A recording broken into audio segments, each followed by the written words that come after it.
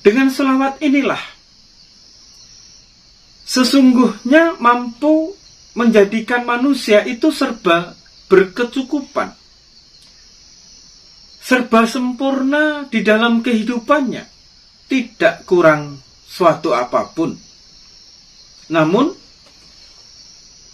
ada sosok lain, ada hal lain yang tidak senang kepada umat Rasulullah di dalam mencapai kehidupannya yang begitu mudah, kebahagiaannya yang begitu mudah, kekayaannya yang begitu mudah, ketenangan batinnya yang begitu mudah.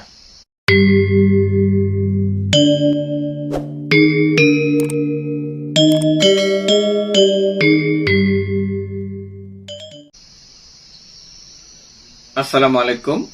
Bertemu kembali dengan saya Ciptaning, founder Majelis Zikir dan Tasawuf Sirul Asra.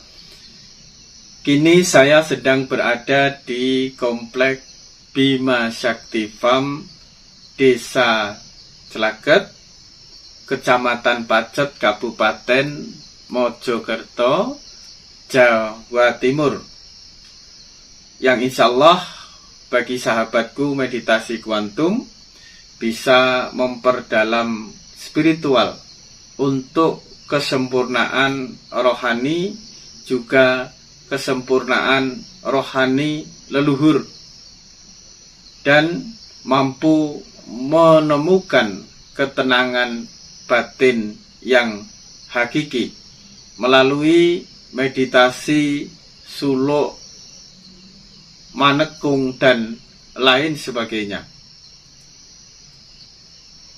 Kita patut bersyukur kepada Allah Subhanahu wa Ta'ala karena telah diutus junjungan kita Nabi besar Muhammad Sallallahu Alaihi Wasallam sebagai rahmatan lil alamin, sebagai pembimbing bagi kita untuk kemudahan kita di dalam mendapatkan kebahagiaan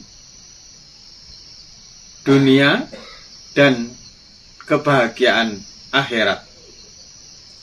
Diutusnya Rasulullah Shallallahu Alaihi Wasallam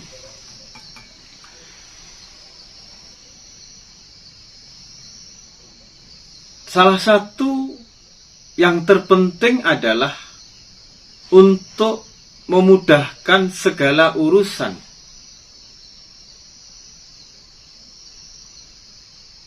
dari umat-umat beliau. Dengan jalan kita selalu bersolawat. Namun di dalam kita melakukan solawat itu sebagai tanda agar batin kita ada ikatan, agar setiap perilaku dan perbuatan kita ada ikatan dengan perilaku dan perbuatan junjungan kita Nabi besar Muhammad Sallallahu Alaihi Wasallam.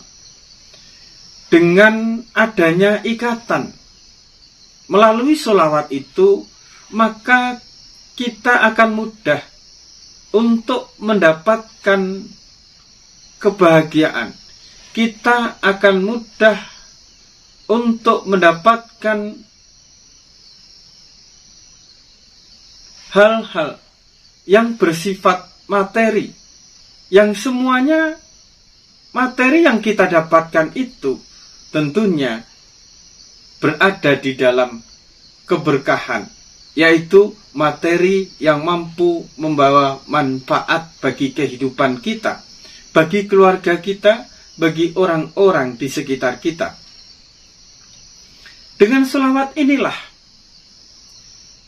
sesungguhnya mampu menjadikan manusia itu serba berkecukupan, serba sempurna di dalam kehidupannya, tidak kurang suatu apapun. Namun ada sosok lain, ada hal lain yang tidak senang kepada umat Rasulullah di dalam mencapai kehidupannya yang begitu mudah, kebahagiaannya yang begitu mudah, kekayaannya yang begitu mudah, ketenangan batinnya yang begitu mudah. Sosok itu adalah iblis. Apabila seseorang itu bersolawat dan selalu istiqomah melakukan solawat, maka iblis itu selalu menggoda, membelokkan niat, membelokkan hati agar seseorang itu tidak lagi melakukan amal atau melakukan ibadah dalam bentuk solawat. Karena apabila seseorang itu bersolawat, maka iblis tidak mampu menggoda, maka setan pun tidak akan mampu menggoda, tidak akan mampu masuk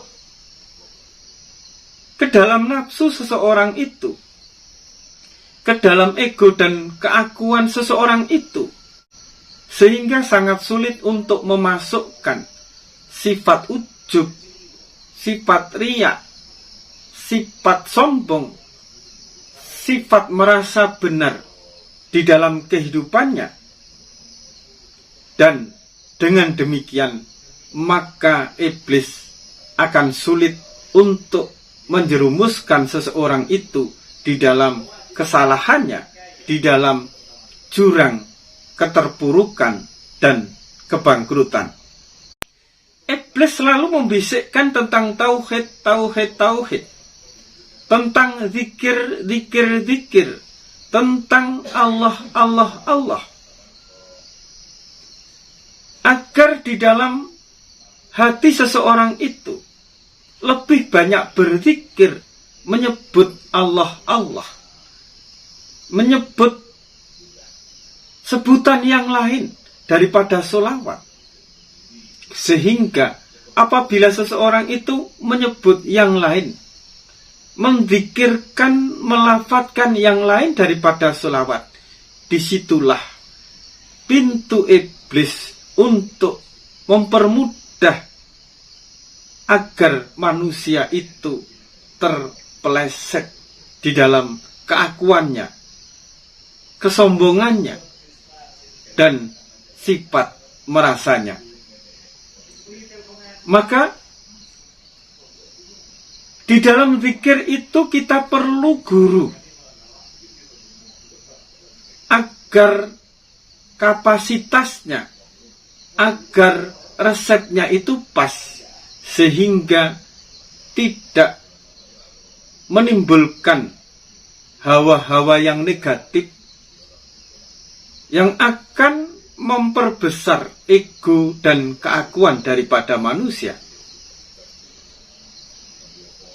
Sahabatku, meditasi kuantum dimanapun berada, iblis itu tidak senang apabila umat daripada Sayyidina Muhammad itu mendapatkan kebahagiaan yang mudah, mendapatkan ketenangan yang mudah, mendapatkan materi yang mudah, mendapatkan keberlimpahan yang mudah, mendapatkan kemakmuran dan kesempurnaan yang mudah. Dengan jalan bersolawat, maka dibisikkanlah, dihembuskanlah agar manusia itu lebih banyak berzikir selain daripada solawat. Karena apabila seseorang itu bersolawat, maka iblis itu tidak mampu menggoda seseorang tersebut, tidak mampu meniupkan sifat sombong, sifat riya, sifat ego, sifat keakuan, sifat merasa di dalam diri seseorang.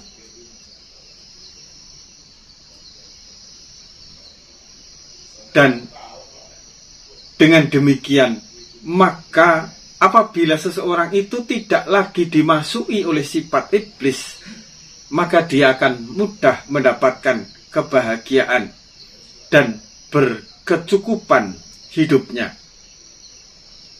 Maka apabila kita melakukan zikir itu, sebaiknya memohon atau meminta ijazah dari seorang guru, dari seorang mursyid dengan jumlah yang tentunya sesuai dengan kapasitas kita, agar zikir itu tidak diikuti oleh hawa iblis. Iblis mampu berzikir, iblis mampu menyebut asma selain daripada sholawat. Dan apabila kita berzikir melebihi kapasitas yang kita lakukan, hitungan yang kita lakukan, atau berzikir untuk mendapatkan sesuatu yang di luar daripada keridhaan Allah, maka zikir itu akan cenderung membuat diri kita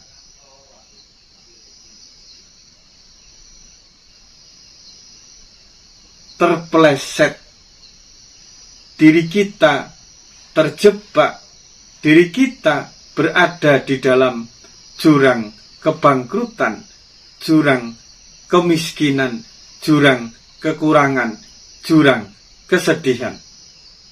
Untuk itu, dengan diutusnya Rasulullah inilah agar diri kita itu mampu dengan mudah mendapatkan kesempurnaan, kebahagiaan, berkecukupan di dalam kehidupan kita melalui syafaat junjungan kita Nabi besar Muhammad Sallallahu Alaihi Wasallam. Apa yang saya sampaikan ini akan menjadi perdebatan bagi mereka-mereka yang belum bisa mendapatkan bukti dari apa-apa yang saya sampaikan. Tetapi ingat, apapun yang saya sampaikan bukan untuk diperdebatkan, tetapi untuk dibuktikan. Kebenaran yang saya sampaikan bukan berada di dalam dalil-dalil, di dalam hadis-hadis. Kebenaran yang saya sampaikan bukan berada di dalam bahasan, bukan berada di dalam keilmuan, tetapi berada di dalam pembuktian apabila kita telah mempraktekkan. Untuk itu, marilah kita kembali meraih kesempurnaan kita sebagai manusia yang sempurna dengan selalu bersolawat kepada junjungan kita Nabi besar Muhammad Sallallahu Alaihi Wasallam. Cukup sekian, semoga manfaat. Ingat, tetap waras dan tetap fokus. Wassalamualaikum warahmatullahi wabarakatuh.